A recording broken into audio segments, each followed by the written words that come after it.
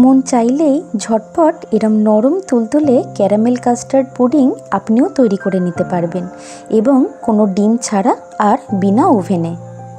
তার জন্য প্রথমেই চিনিটাকে আমরা ক্যারামেলাইজড করে যে পাত্রে পুডিংটাকে করতে চাই তাতে ঢেলে নিচ্ছি।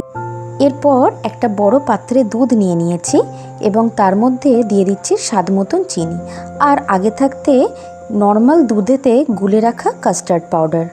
ভালো করে নাড়তে থাকবো এবং তারপরে দিয়ে দেবো পাউরুটির গুঁড়ো বা ব্রেড ক্রাম্বস, সেটাকেও ভালো করে মিশিয়ে নেব। এরপরে যেহেতু ওভেন ছাড়া আমরা করছি, সেই জন্য আমরা এই পদ্ধতিতে করছি। আপনারা চাইলে এই ভিডিওটা আমার লং ভিডিওসের লিস্টে গিয়েও দেখে নিতে পারেন, সেখানে সমস্ত কিছু আমি ডিটেলসে বলেছি। স্টিম হয়ে যাওয়ার পরে ঠান্ডা করার জন্য ফ্রিজে রাখতে হবে, এবং বের করলেই নরম তুলতুলে কাস্টার্ড পুডিং একদম রেডি। ধন্যবাদ।